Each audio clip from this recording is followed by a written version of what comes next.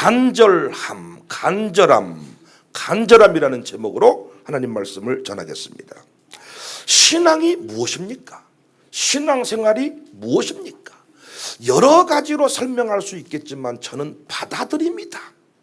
영접하는 자, 그 이름 믿는 자에게 하나님 자녀가 되는 권세를 줬다. 영접한다, 수용한다, 받아들인다. 오늘 새벽에 설교했습니다. 바울의 일체의 비결을 배웠노라. 빌립보서 4장 12절, 나는 비천에 처할 줄도 알고 풍부에 처할 줄도 알아 모든 일 곧 배부름과 배고픔과 풍부와 궁핍에도 처할 줄 아는 일체의 비결을 배웠노라. 저는 이 말씀을 전천후 사역자가 됐다. 전천후 사역자다. 비가 내릴 때에도, 눈이 올 때에도, 맑은 날에도, 바람 불 때에도 갈 수 있는 사륜 구동차, 전천후 운행 가능한 차, 이런 말 쓰잖아요. 바울이 전천후 사역자였다.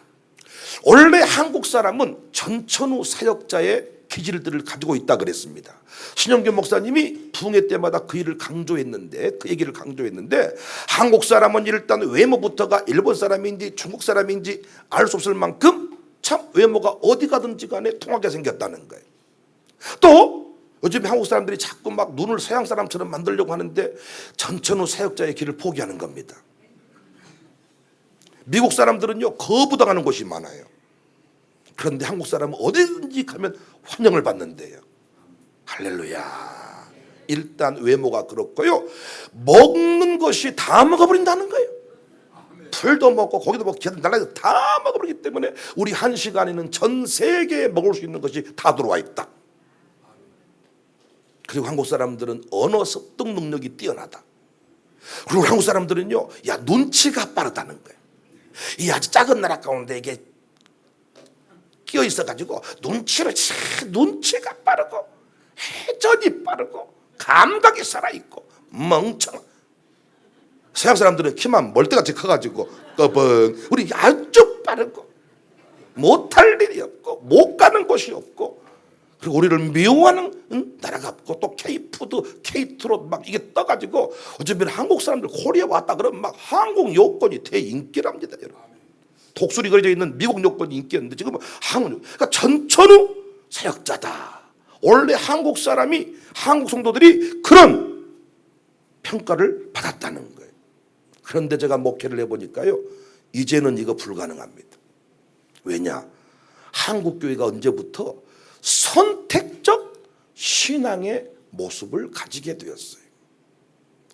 바울은 어떻게 전천후 사역자가 되었냐?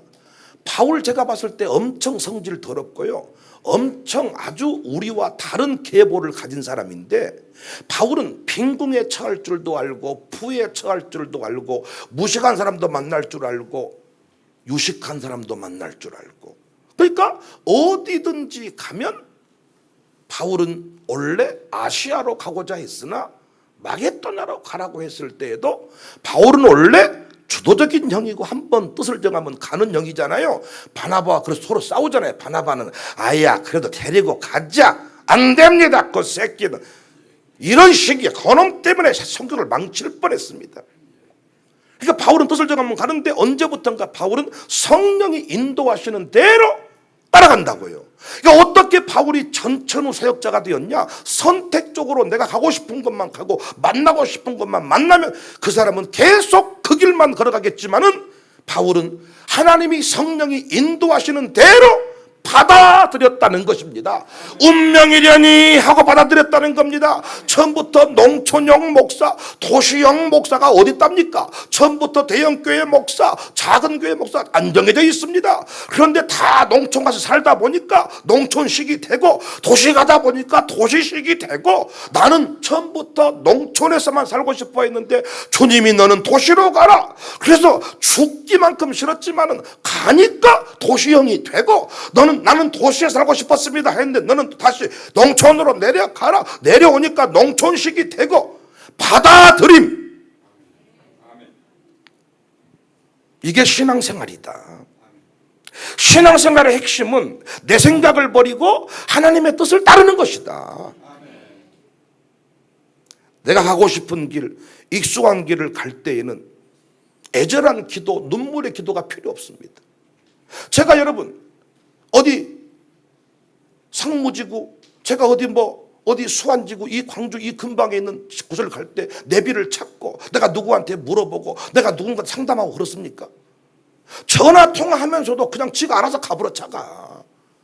애절한 것도 없고 간절한 것도 없고 구할 것도 말 것도 없어. 근데 내가 죽어도 가기 싫은 곳, 죽어도 가기 싫은 곳, 진짜 죽어도 가기 싫은 곳, 가면 죽을 것 같은 곳, 그런데 가게 됐어. 가야 돼. 이를테면 거기 송도가 뭐 수술한다거나 거기 뭐 송도가 뭐 이사 갔다고. 근데 나는 그 동네 죽어도 가기 싫어. 죽어도 그 동네는 가기 싫어. 거기 가기 싫어. 뭔가 트라우마가 있고 그거 가기 싫어. 그런데 목사로서 가야 돼. 이때 뭐가 나오겠어요? 눈물이 나오겠죠. 가기 싫은데, 가면 죽을 것 같은데. 필리핀에 선교사를 만났는데요, 자기는 평생 비행기를 안 탄대. 고소공포증, 폐쇄공포증. 그래서 사모님이랑 비행기를 타면요, 사모님을 덩치는 너무 크시고 진짜 소도둑같이 생기셨어요. 그런데 비행기 타면 떨려가지고 사모님 잡고 비행기 타기 전부터 너무 고통스럽고 막 두렵고 죽을 것 같고, 비행기가 막 사모님 자꾸 사모님은 훨씬 키도 조그맣게 생기셨고 정말 더 부드럽게 생기셨는데 소도둑 같은 목사님이 그 작은 사모님 자꾸 살려주세요. 그런데 갑자기 하나님이 너 선교사라고 가라 그러더라는 거예요. 선교사는 한 번도 생각해 본 적이 없고 비행기조차도 탈 수 없는데 너 선교사로 가라. 눈물이 나오고 통곡이 나오더라는 거예요. 존경할 만한 남편 보고 존경합니다 인사하는 것이 뭐가 어렵겠어요? 존경합니다. 그런데 남편 같지도 않은, 아주 날마다 술 먹고 도박하고 어디 못된 짓을 다 하는 남편한테 존경합니다 인사하세요 그랬더니 못합니다. 하셔야 됩니다 했더니 어떻게 하냐, 울어. 사랑까지는 어떻게 해보겠는데 존경은 어립니다. 그래도 하세요 이러면서 존경합니다.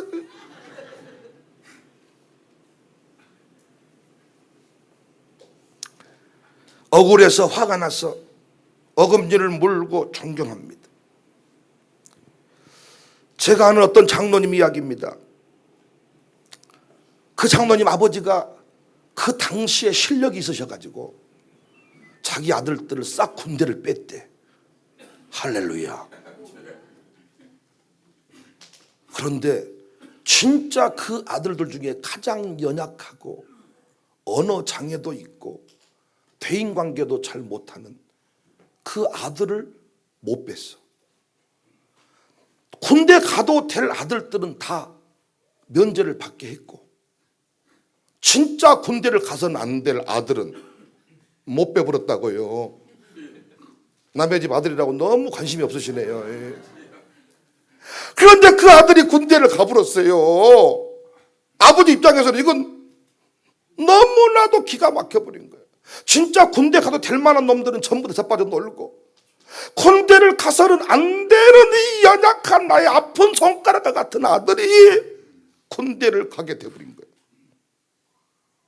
이때 아버지가 통곡하며 울고 서러워하다가 택한 방법이 뭐냐, 교회 가야 되겠다. 그래서 아버지가 그 못난 아들 군대 못 빼가지고 교회에 출석하게 됐고 장로로 돌아가셨어.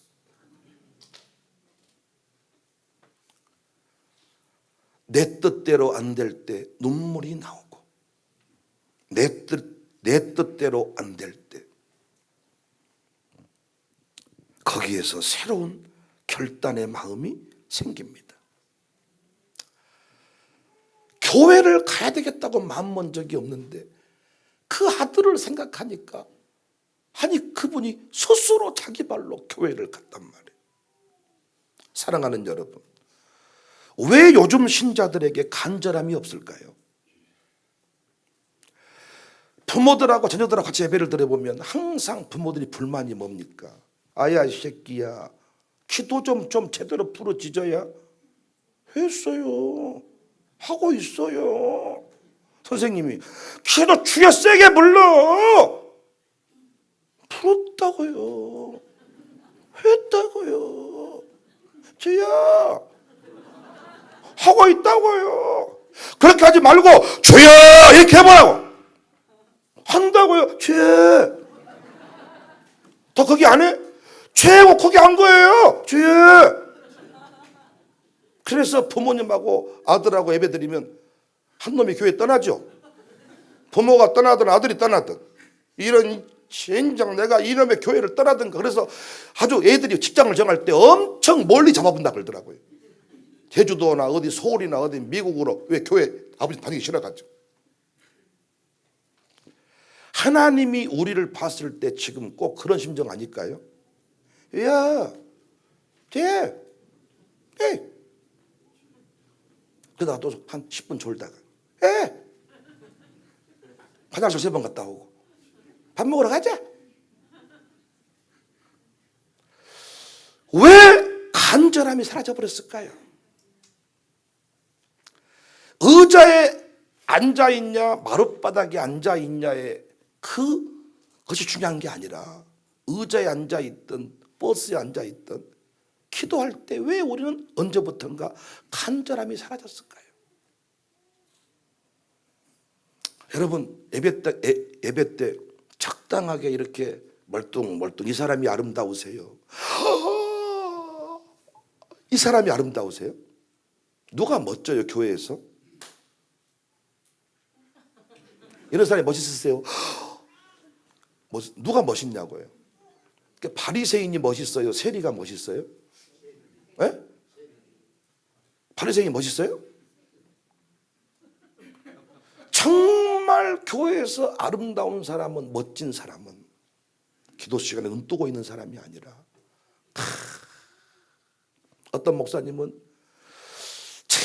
경배와 찬양인데 다 찬양하다가 내려와서 무릎을 꿇고 모든 성도들이 감동을 받아. 그러니까 왜 간절함이 귀한 줄 아는데 왜 언제부턴가 우리 안에 간절함이 사라져버렸을까요? 내가 하고 싶은 일, 내가 가고 싶은 길만 가기 때문입니다. 오늘 본문은 인생의 비참함을 간직한 한 사람에 대한 이야기입니다. 그 사람이 살았던 곳은 여리고입니다. 46절에 그들이 여리고에 이르렀더니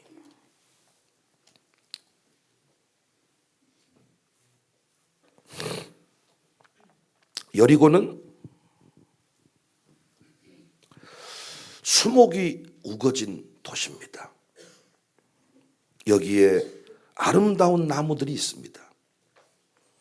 여러분이 잘 아시는 뽕나무도 있고 종려나무도 있고 장미들이 많아서 장미의 도시라고도 불립니다. 그런데 이 사람한테는 다 소용없는 일입니다. 장미가 있든 뽕나무가 있든 아무 상관이 없어요. 그런데 보통 눈이 멀었으면 돈이라도 좀 있으면 좋을 텐데 이 사람은 눈도 멀었는데 거지네요. 거지. 그러니까 참 불쌍한 사람입니다. 거지인데 눈까지 멀었어요. 눈 멀었는데 거지예요. 이때 예수님이 지나간다는 말을 들었어요. 47절 나사렛 예수시란 말을 듣고 예수시란 말을 들었어요. 예수님께 못 나가요. 왜? 안 보여요. 사람들이 자기를 도와주지 아니해요. 자기를 싫어해요. 도와달라는 말은 도와줄 사람이 없어요. 그래서 많은 사람이 48절에 꾸짖어서 잠잠하라. 보세요. 나아가야 되는데 나아가면 되는 줄 아는데, 나가서 예수님의 발목을 잡아야 되는데 잡을 수가 없어요. 도움을 청해야 되는데 도움을 청할 사람이 없어요. 이때 어떤 증상이 일어날까요? 네? 아니, 그러니까 간절하면 어떤 현상이 일어나요? 나가야 되는데, 움직여야 되는데, 소리 지르고 그 사람 만나야 되는데, 도움을 청해야 되는데 움직일 수 없을 때 눈물 나겠죠. 눈물이 나겠죠. 여기에서 애절함이 생기겠죠. 서러움이 폭받치겠죠. 견딜 수 없는 어떤 감정이 폭발이 되겠죠. 이때 나오는 단어가 간절함입니다. 간절함. 47절. 나사렛 예수시란 말을 듣고 소리질러 이르되 다윗의 자손 예수여 나를 불쌍히 여기소서. 여기서 뭔 말이 나와요? 불쌍히 여겨달라는 말이 나옵니다.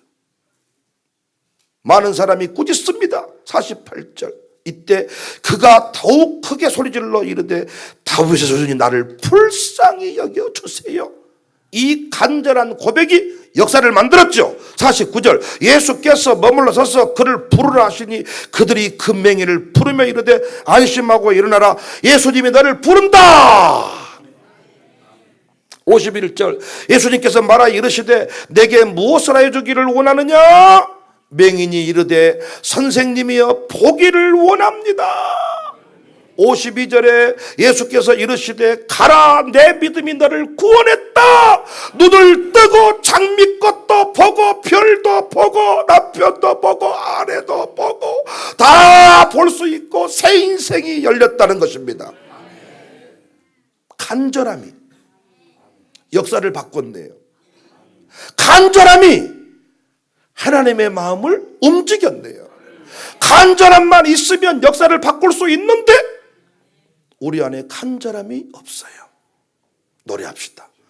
성도들아 이 시간은 은혜 받을 시간이로다.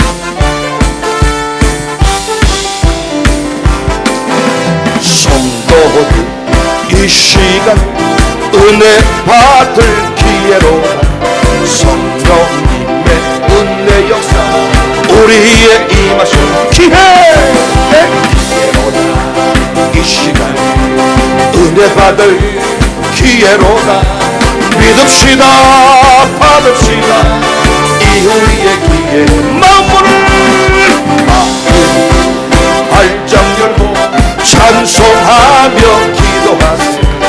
하나님의 은혜 마시 후회 못 받아 버리시니까 기회로다. 이 시간 은혜 받을 기회로다. 믿읍시다 받읍시다 이 우리의 기회. 가오르는 재판 모든 죄짐 던지어라. 성령불에 못된 죄 주님 가슴 태우누라. 기회로다. 이 시간에 은혜 받을 기회로다. 믿읍시다 받읍시다 이 우리의 기회. 구하여라 사모하라 겸손하고 순종하라. 은혜 기쁨 하나님 우리 더욱 사랑하니 기회로다. 이 시간에 은혜 받을 기회로다. 믿읍시다 받읍시다 이 우리 한 번 더 성도들아 이 시간 1절. 성도들아 이 시간에 은혜 받을 기회로다. 성령님의 은혜 역사 우리의 기회로다. 이 시간에 은혜 받을 기회로다. 믿읍시다 받읍시다 이 우리의 기회 잊지 마라. 우리 하나님은 항상 불가능한 일을 우리에게 하라고 하십니다. 내 것도 없는데 5,000명에게 10,000명 넘는 자들에게 먹을 것을 나눠주라고 하십니다. 그런데 이 명령은 어길 수 있는 명령이 아니야.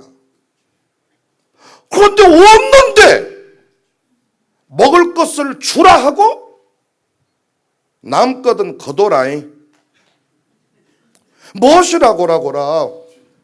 아니 지금 내 것도 없단 말이에요. 근데 10,000명을 나눠주고 남으면 거둬라이. 남을 것까지 말씀해버리니까 마치 군대에서 고참들이 500원 주면서 아야 가서 만두 사오고 콜라 사오고 치킨 사오고 라면 2봉지 사오고 그 돈 남겨와라. 고참들이 이제 골탕 먹이려고 그렇게 하는 거거든요. 이때 이제 뭐 쩔쩔매는 그 후임을 보면서 어떻게 한가 보자. 완전히 뭐 주님이 이런 식이요.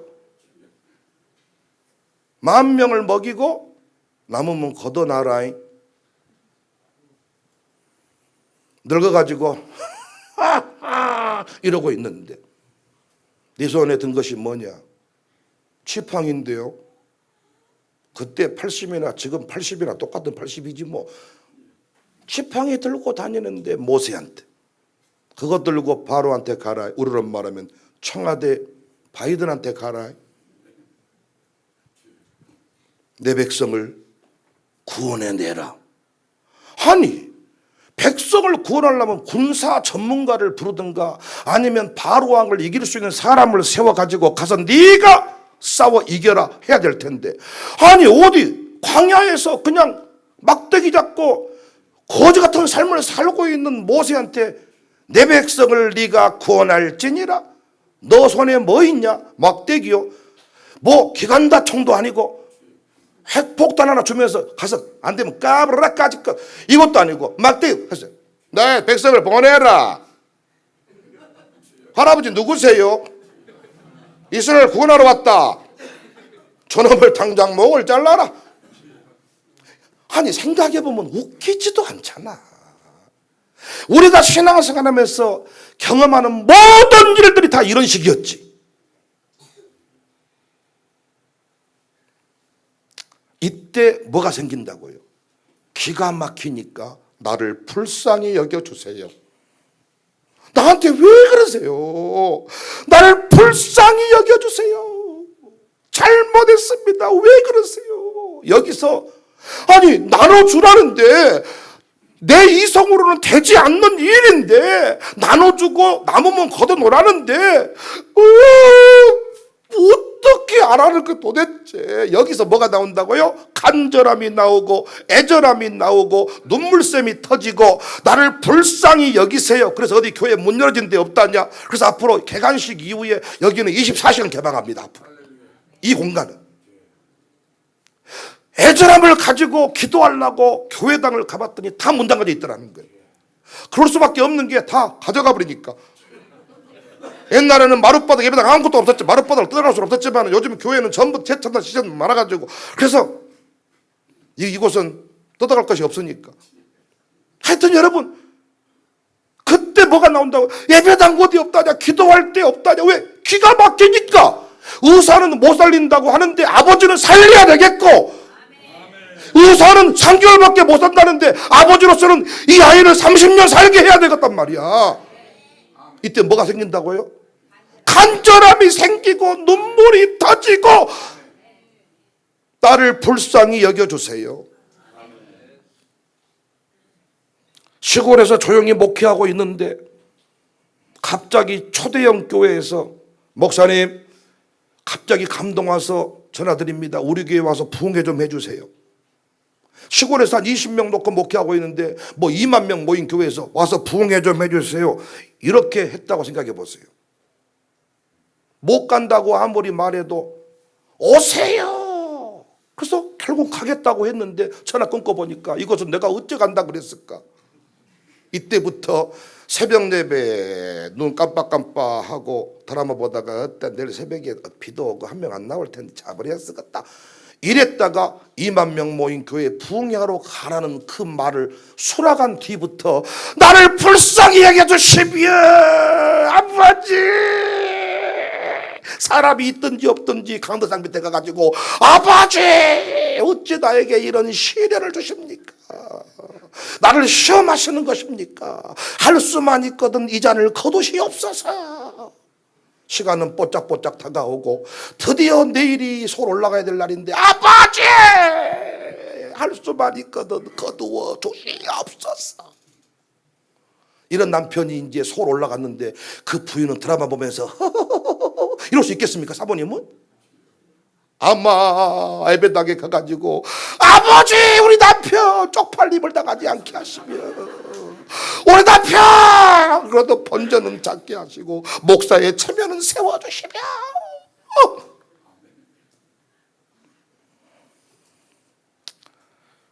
간절함에서 부흥이 나오고 간절함에서 능력이 나오고 아버지를 찾는 그 자리에서 기적을 경험하는데, 이 시대는 왜 아버지를 찾을 필요가 없냐? 우리 수준에서 처리할 수 있는 일만 하고 살기 때문이야. 부담되는 감동은 다 거절해버려. 나누어 줘라 못 줍니다 하면 끝나버려. 그리고 이 부담이 계속되면 교회 옮겨버려. 이곳에서 끝까지 이 자리를 옮기시옵소서. 끝내 십자가를 치고 그 길을 걸어가는 게 아니라 옮겨버리니까. 선생님들도 이 학생들도 학교 하다가 안 되면 학교 전출 가버려.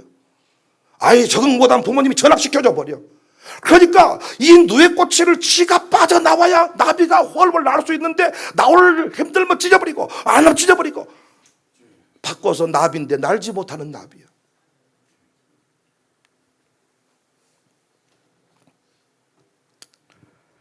나는 이 시대에 여러분과 저의 모습이 주님 앞에 세리 같기를 원합니다. 어린아이 같기를 원합니다. 어린아이는 걸으면 죽을 것 같은데 아버지나 엄마는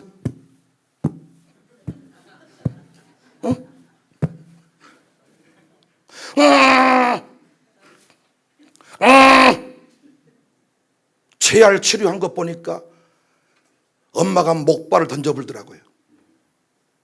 목발을 던져버리니까 목발을 던져가지고 이 아이를 물속에다가 집어넣어버리더라고요. 이 아이는 통곡하며 울고 죽을 것처럼 소리치는데 거기서 간절함이 생기고 근육이 생기고 거기서 열정이 생겨서 끝내 지발로 걷게 되더라고요. 하나님은 항상 우리를 목발 뺏어버리고 쩔뚝발인데 걸을 수 없는데 물속에 던져버리는 식입니다. 나는 돈 5만 원도 쩔쩔매고 사는데 갑자기 5천만 원 헌금하라 그래. 빚이 5억인데 10억 헌금하라 그래. 빚이 15억인데 오히려 빚내서 나눠주라 그래. 나는 그분은 알거든. 거절할 수 없다는 것을. 거절했다가는 뒤져버린다는 것을 나는 잘 알고 있어. 거절했다가는 개구력질을 들어가지고 시멘트 바닥에다가 쉐라 봐버린다는 것을 난 알고 있어. 때려버리면 개구리 좀 가지고 놀고 그러세요. 저 이영우 장모님은 개구리를 시멘트 바닥에 때리는 것을 지나서 배창사를 갈라가지고 해부를 하면서 이것이 간이구나 뭐 잔인한 장로님이요. 나보다 항상 한 수 위요. 저는 때리고 똥구멍 속에 물만 집어넣었어. 그래서 이영우 장모님은 갈라가지고 그 해부를 하면서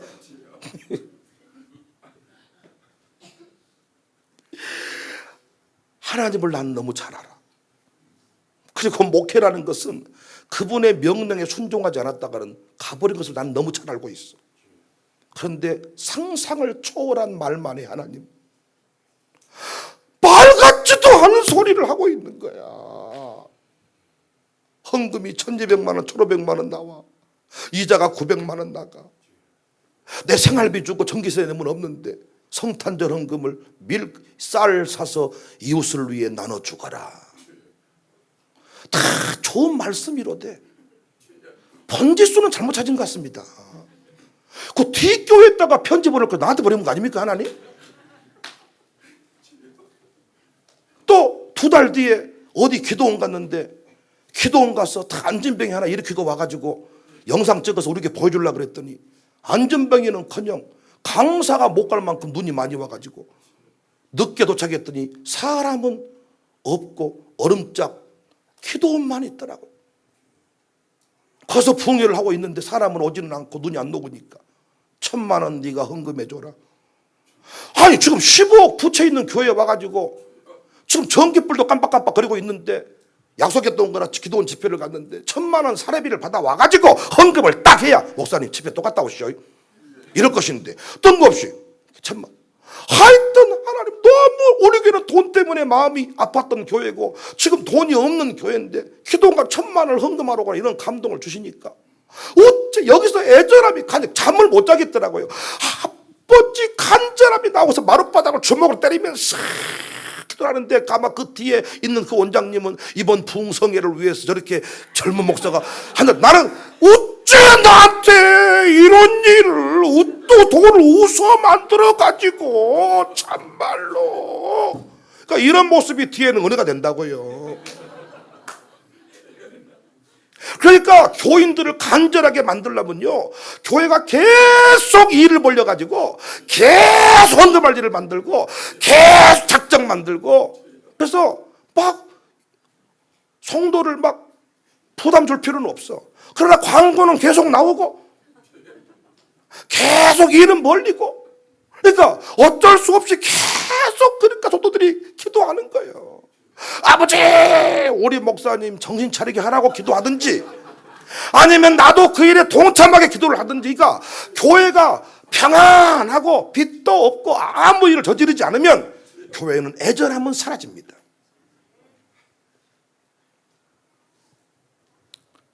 저는 놀고 먹기를 좋아하는 목사고 정말로 귀찮은 걸 싫어하는 사람인데 하나님이 광주 청사교회 담임 목사로 보낸 뒤부터 저는 간절한 기도자가 됐습니다. 애절한 기도자. 난 진짜 기도의 능력이 별로 없는 목사예요. 여자 목사님 존경하는 이유는 앉으면 기도 3시간씩 기본으로 해버리죠. 저는 그런 능력이 없어. 책상 체질이 아니어가지고 책을 한 권 쓸 때마다 난 진짜 곧 죽기 직전에 몸부림치듯이 30분 앉아있다가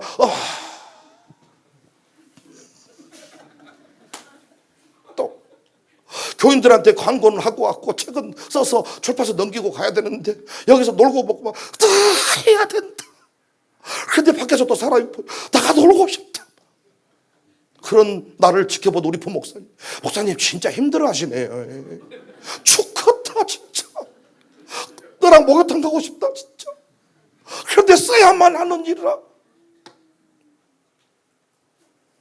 청사교회 오니까요 기도가 절로 되더라고요. 35살짜리인데 15억 빚을 갚으래 나보고. 교회는 엄청 크게 지어놓고 800석은 지어놨는데 주차장은 100평밖에 없어. 너 생각해봤어. 800명을 오겠다는 믿음으로 지은 거 아니냔 말이야. 주차장은 100평밖에 없어. 어떻게? 그러고 이제 갑자기 감독이 오는데 주차장을 사라는 감독이 오기 시작하더라. 찾아 그랬더니 날 째려보더라. 그러다 째려볼 필요 없다. 이 예배당 내가 지었냐? 당신들이 지어놨는데 내가 기도하니까 800명 온단다. 그럼 오면 자꾸 저럴 데 없으면 땅 사자. 그렇게 목회가 시작이 됐습니다. 마룻바다 영성체험관 응답받으니까 너무 좋더라고요. 그것만 있으면 한국에 살릴 수 있겠더라고요. 근데 문제는 뭐냐? 돈이 있어야지 우리가. 이것도 우리가 지금 지은 지 얼마 안 됐거든요. 난리 났고. 그래서 어떻게? 간절함, 애절함. 그래서 우리 건축위원들도요. 쌓아진 돈 가지고 건축하면요. 건축위원들 기도 많이 안 합니다. 근데 우리는 뭐냐면 지출 항목만 주고 돈은 없어요. 건축위원장님 이번 주에 7천만 원 공사비 줘야 됩니다. 건축인 뭐 1억 5천만 원 줘야 됩니다. 없어. 돈 액수를 없다고. 그러니까 자기들이 날짜를 정해가지고 아버지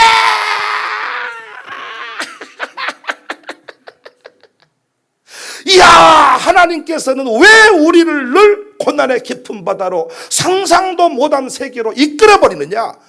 우리를 간절하게 만드시는구나. 그런데 그 간절함의 자리에서 능력이 나오고 간절함의 자리에서 교만이 깨지고 간절함의 자리에서 이성을 넘어서는 영성의 세계로 나갈 수가 있구나. 사랑하는 여러분, 교회 갔더니 애계시보다 변수가 있습니까? 이상한 장로님이 계십니까? 이상한 권사님이 계십니까? 내 힘으로 해결할 수 없어. 왜? 한 방 팍 때려버리면 죽을 장로님인데, 이야, 때려버리면 감옥 가. 그러니까 간절함이 생기고 눈물이 나오고 애절함이 나오고, 그것이 주님 앞에 엎드려질 때 거기서 능력의 종이 되는 줄로 믿습니다. 여기 있는 위대 선배 목사님들이 경찰서 가지 않고 저렇게 영광스럽게 은퇴하셔서 퇴역 장군처럼 딱 대접받는 이유는 누구 사람 안 패서 그렇습니다. 그런데 우리가요, 목회했던 현장을 보면요, 패야만 될 사람이 있습니다. 나한테 시비 걸라고 온 사람이 있다고요. 그 사람 패버리면 가는 거예요. 왜 내 곁에 남겨두었냐? 애절하게 만드는 겁니다. 간절하게 만드는 겁니다. 노래를 부를 때도 간절한 보이스, 애절 보이스, 감동시켜버려. 뜨뜻 미지근한 목소리가 아니라 간절 보이스. 빛 가운데로 걸어가며, 그 빛이 뭔 빛인지는 모르지만은 빛 가운데 애절 보이스, 간절 보이스. 간절함으로 사는 인생이 행복합니다. 갈망이 없는 인생, 구할 것이 없는 인생, 허무하기 때문에 마약 중독자가 됩니다.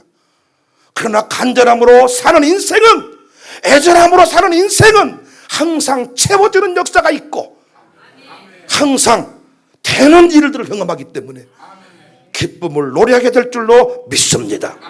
사랑하는 여러분, 하나님이 무슨 명령을 하시든지 간에 아멘 하십시다. 내가 이해되는 것만 아멘하지 말고 이해되지 않아도 아멘합시다. 부담되지 않는 것만 깔짝깔짝 헌신하지 말고 내 전부를 드려야만, 내 인생을 걸어야만 될 만한 헌신 앞에서도 아멘을 하시자고요. 놀라운 것은 그때부터 간절한 눈물이 나오고, 나를 불쌍하게 해주세요. 그때 사람들한테 불쌍하게 해달라고 하면 쪽팔리는 거지만 하나님께 불쌍하게 해달라고 말하면 오자 내가 너에게 구하지 아니한 것까지 주겠노라. 우리가 누리고 있는 역사들입니다. 우리 아이들이요, 샬롬 스쿨을 안 다녔으면요, 저들의 기도가 그렇게 간절하지 않고 그들의 부모가 간절하지 않을 겁니다. 그런데 우리 샬롬 스쿨은 얼마나 위대한 학교냐면요, 1학년 들어오자마자 일기장 주고 일기 써 그래. 일기 써. 설교, 한글 겨우 쓰고 있는 애한테 설교를 더 쓰라 그래.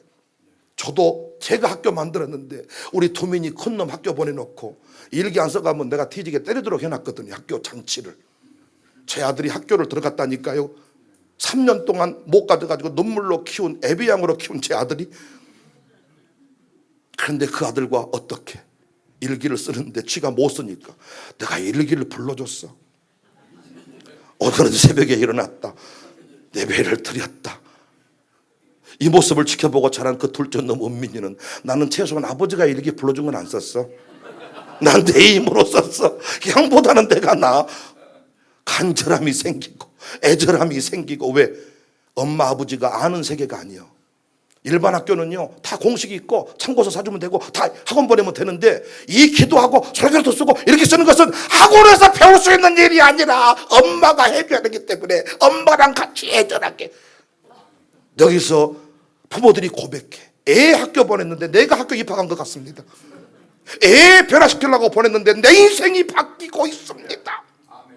가정 예배 안 드려가지고 체크해 오면 학교에서 패. 부모님 때문에 맞는 거예요. 그러니까 애 안 맞게 하려고 가정 예배 고마워라 이만두에 가정 예배 드려 동그라미. 야, 하나님께서는 생각지도 못한 학교에 내 새끼를 보내놓고 나를 간절하게 애절하게 만드시더라고요. 지금까지 살아온 저의 인생, 간절하게 애절하게 살만한 인생이 아닌데, 저는요 어떤 소나무 껍질 볶아 먹고 살아본 세대가 아니거든요. 그러니까 설교를 하려면요, 소나무 껍질 볶아 먹었다는 그 애절함이 나오고, 김문은 목사님처럼 우리 집안은 우울증 집안이고 배지밀 집안이고 우울해지려면 우리 집 식구들 30분만 만나면 우울해집니다, 이런 감정이 있어야 막 아멘 아멘 막 놀라지 말고 쫄지 말고 이래야 되는데, 우리는 그런 세월을 살아본 적이 없거든요. 이대는요 놀고 먹거든요. 그런데 하나님께서 때마다 시마다 도전의 과제를 주시고, 우리 교회도 부흥 못 시켰는데 한국교회 부흥시키라 끌고, 이제는 훈련되어서 무조건 하면 합니다. 그런데 이제는 저 혼자만 몸부림치는 게 아니라 장로님들까지 다, 권사님들까지 다. 왜? 원래는 건축위원만 몇 사람이 일을 했는데요, 이 건물 지어놓고요, 코로나 터져가지고 은행 대출이 안 돼버렸어. 그때 내가 우리 교회 권사님들을 싹 카톡방에 불러 모아놓고, 우리가 이제 힘을 모아서 이 건축비를 완납해야 되니 카드부터 시작해서 모든 걸 싹 찾아보고, 우리가 얼마를 2억인가 3억인가 얼마를 만들어야 되는데 가능한 돈 싹 모읍시다. 놀랍게요, 권사님들이, 장로님, 내가 별로 평상시 여자들 안 좋아하는데 무시하고 안 좋아하고 그래요. 근데 다 그 일을 지나면서요, 권사님들이요 엄청난 헌신을 했습니다. 또 그 과정을 지나면서요, 이제는 장로님들뿐만 아니라 여자 권사님들까지 또 다른 헌신의 세계로 이끌어 가시더라고요. 그때부터 간절함이 또 확대가 됐습니다. 간절함을 잃어버린 인생이 불쌍한 인생입니다. 간절함이 있다는 것은, 애절함이 있다는 것은 지금 무엇인가를 붙잡고 기도하고 있다는 거잖아요. 그러면 기도하고 있다는 것은 치유를 전제로 하고 있는 거잖아요.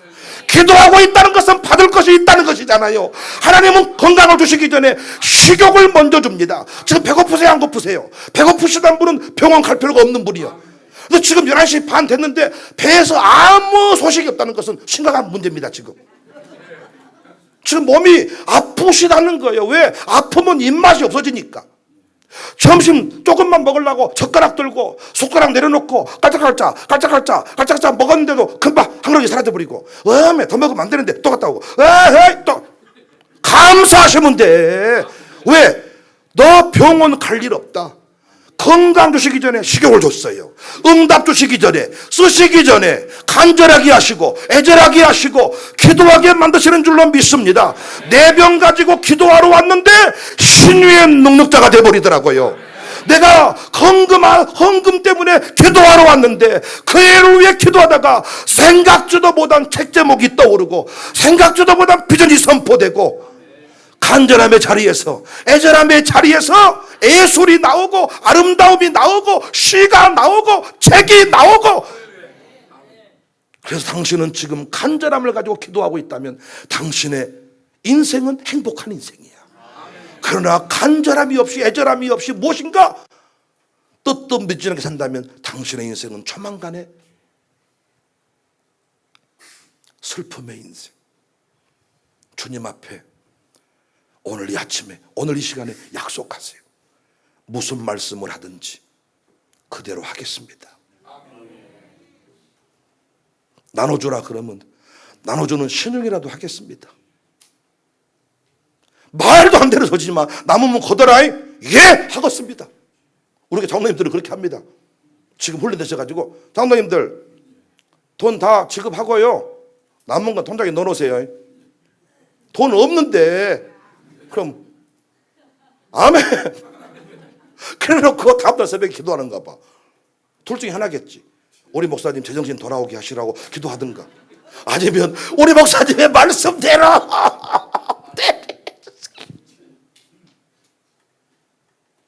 할렐루야. 날마다 간절함으로 승부하시기를 주님의 이름으로 축복합니다. 오늘 30분 동안 마룻바닥에서 기도할 것인데 그 시간을 못 참고 화장실 2번, 핸드폰 1번, 그럼 끝나는 거야. 그러니까 30분도 부짓지 못할 간절함이 없다는 것은 순종 안 하고 있다는 겁니다. 미루던 순종을 끄집어내서 결단하는 복된 아침 될 수 있기를 바랍니다. 다시 초대교회, 그 한국 초기교회의 간절함이 회복되는 샬롬 마룻바닥 기도회가 됩시다.